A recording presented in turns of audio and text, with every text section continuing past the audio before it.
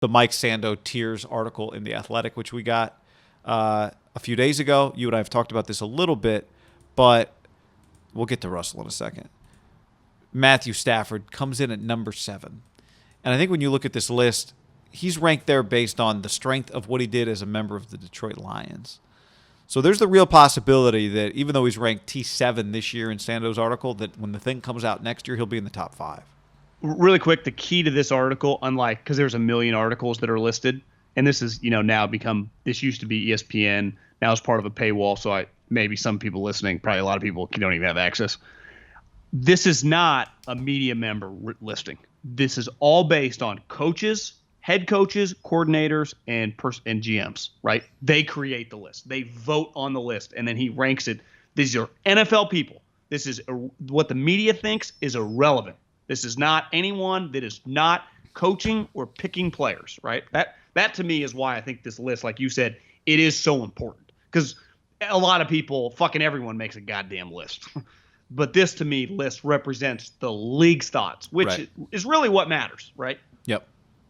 Because we're constantly guessing what the league thinks. Like it's the beauty of the list.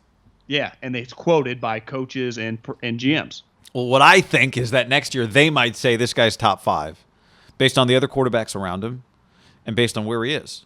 And if he's a top 5 quarterback, then that changes the NFC West, that changes the NFC, that changes the league. It just changes everything. Hell, if he's the 7th best if he plays like the 7th best quarterback in the NFL this year, that changes everything. Yeah, I mean, based on last year, Goff wasn't a top 20 guy. So if they get the 7th best guy, just that, pendulum swing is massive. But to me, the key thing was, look where they group him, right? He's T7, right there with Lamar Jackson. Now, they are completely different players, but if you just look at it in a vacuum of, can this guy have a Lamar Jackson type impact? Because if he does, the Rams are a powerhouse team. I mean, that's just plain simple, period, point blank, end of story. If he is going to have an impact like the other names, Josh Allen, who's right above those two, right? Well, what did he just do last year? Fucking took his team to the AFC Championship game and was, I'd say like 80% of his season when I watched felt like, is this guy an MVP? I know. Right?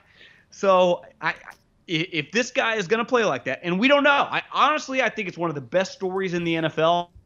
What is Matt Stafford truly going to look like when there's pressure on every game that he's playing in? And it's going to be awesome. I can't wait to watch. Luckily, we get to like a really close view, being that this is the division we talk about the most. Obviously, the Niners play him a couple times. They play on national television a lot. But as it said in there are also some question marks, right? He is known as a quote-unquote gunslinger. And historically, his downfall have been he's like a poor man's Favre. He gets himself into trouble because he thinks he can make every throw because he can, and then he throws some picks. Now, I think the people that have defended him, and rightfully so, is like he plays for the Lions. So no one really knows. But the one thing that we know, that anyone listening knows, that this McVay, Shanahan, LaFleur offense, if you buy in, CC Aaron Rodgers, CC Jared Goff a couple years ago when he was playing well, obviously Jimmy, Matt Ryan, like it is quarterback friendly. Now, they mention it in the article, like, can he balance that? Because if he can, watch the fuck out. If he can't, then I do think they would be more of just a normal good team. And you don't know because the offense is uncomfortable for some people, right? Remember Aaron and Matt Ryan, like turning my back to the defense is a little weird, especially like Aaron forever. They were more spread and he could just sling it around, and they've kind of blended the two together. And once he relented and was like, I'll run some of your plays, LaFleur, it was like, holy moly, this offense is unstoppable because he can make the throws that are just stupid. Yeah. That's what, I know he's going to attempt to buy in, but 11 years in, whatever you do, he's made $200 million. So when you've made that much money, meaning if you make that much money, you look at yourself as a good player, as he should. Is he just open-minded to everything? Or is he stuck in his ways? And that's probably what they're doing right now, working through all this shit at practice as we speak, right? What are you comfortable with? Well, can you do this? Well, can we work on this? Honestly, I saw him talking yesterday. They asked him a question like, what's it been like? He's like, I'm just trying to get acclimated to everything. Yeah. Which perhaps there's probably a lot going on. Which might be good for slowing him down a little bit, right? Could be good for slowing him down a little bit. in terms of just making it so that he doesn't try to do too much too soon. Yeah, I mean, I think it's fair to say like the first month could be a work in progress. If it does click with him, I think most people would agree. Just his talent in the league, it could be pretty scary in the offense. Yeah. But it's not a guarantee that it's going to click. No, it's not. But aren't you just betting the odds are very good that it clicks, right? Yes. Based on his coach, based on his skill set, based on what he was able to do. This is why you and I were talking about him the other day. Like the idea that I was surprised when we looked it up the other day, and he'd had 2 30 touchdown seasons in his career, right? 2. Like, he's going over 30 this year. And the one thing, and I saw one of the quotes about him was, that I don't sleep, just him and McVay, I don't love having him in my division. It was like an NFC West person, right? Yeah. That's the simplest way to put it. When you've got him coming up, you do not sleep easy. You just don't. No, I mean, it's just they have weapons. To me, his physical ability, and this gets back to what, this show's been talking about. Jared Goff, and he's very Kirk Cousins-like, has no ability to play outside the offense. So if the play is not there, he's stuck. Like, that is the problem for a bad athlete in just offenses in general. It's why Peyton and Tom, it's really so incredible what they're able to do. They master their offense. They just don't find themselves in tight spots because they know they cannot run away. Where Cousins and Goff just aren't quite good. I don't know. I mean, you'd have to like get deep, nerdy into quarterback and really find out like what separates those guys. I mean, it's probably like small, little intellectual brain things that are like, I mean, it's why the position's really hard and you get paid so much money.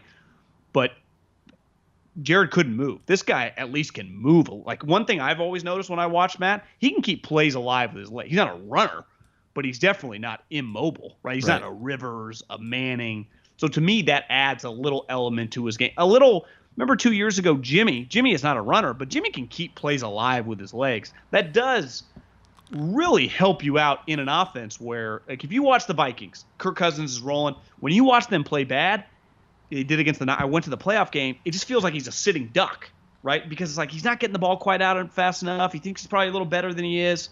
Where that, to me, adds an element where Jared Goff, I bet if we just did athletic testing, I mean, Jared's probably a worse athlete than Cousins, and, he's just not a good athlete. Yeah, I mean, it's weird to say, like, relative to NFL standards, like, relative to me and Guy, yeah, but, right? Yes. He's just very, very slow-footed, I think the thing that makes Stafford a little dangerous, right, even though he's not, it's all a sliding scale. So, okay, you can make some plays. How strong is your arm when you're on the move? Like, well, what can you actually do with getting away? Wouldn't that be like the knock on Jimmy, the Jimmy scrambles? Like, Jimmy can scramble, and he can kind of freelance, but sometimes the ball, he just, if he's a pitcher, he's throwing 92, where Stafford's throwing 98. So, like, that thing, and that's where Josh Allen and Mahomes thrive, right? It's like, oh, my God. And it's where Favre always thrived. And now Stafford and Favre, and like Mahomes and Allen, it's like you don't want to do that. But the you don't want to do that, I mean, half the time they hit it. Right. So you actually kind of live with it every once in a while. To me, the key, though, is in the fourth quarter, Matt's just bad habits. Bad habits is probably even the wrong word. Just some of his experiences. Like, we don't need you to play hero ball. And that's something like I think with Mahomes, with McDermott, obviously Allen with McDermott and Mahomes with Andy. Like they get to learn through it all, right, and grow as a player. Where Stafford already grew, like his play happened, like he had multiple contract extensions. So it's always a fascinating part about adding a free agent where sometimes you can kind of just remold a guy or just get a guy to fully, Rich Gannon, John Gruden. Remember that was like a historic late ad, wins an MVP in his mid 30s, but now it's different. Past there, like Rich hadn't had the success Matt had as like a long time starter. He kind of bounced around. But my point is, you get the guy. You don't usually see like, we found this quarterback at 33 and he went on to have the best 6 years of his career. This would be a unique career arc in the history of the league if it goes as well as I think some people probably think it's going to go. I'm betting on it. I'm betting on him. And McVay. I mean, it's more a McVay bet than anything, but it's. Yeah, I mean, if he's like a Pro Bowler 3 of the next 4 years, how are they not like a powerhouse team? It's just a matter of how much do they lose around. They did lose some this year. I don't even mean like going to Super Bowls and stuff, but I just say Pro Bowl or 3 of the next 4 years, you'd be like, well, they're in the playoffs every year, right? I mean, they had shots when he was on the Lions playing like. Because that's all you need is just to get in the dance, and then you take your chances. Like most teams, once you get past the rookie quarterback, have a really expensive quarterback now. Yeah, right? Right. And they had an expensive quarterback that they kind of was hurt, but they kind of benched him for John Wolford last year, and they still went on the road against the Seahawks. And they kept making the playoffs with that guy making a lot of money. Really is. I mean, I'm not going to – McVay's not underrated. He's not. But – I feel like he peaked, and then it felt like he's maybe a little underrated right now. Yeah, okay, maybe he is. I just feel like we're going to look back in 10 years, and what he is then will be bigger than what he is now. And now he got all this attention so quickly. But delivered. He just keeps delivering. You could argue after making the Super Bowl, with Todd falling off a cliff and Jared falling off a cliff, to win 19 games the next 2 years and with a playoff victory on the road, like that's – and he would go, it hasn't been that great. That's pretty impressive.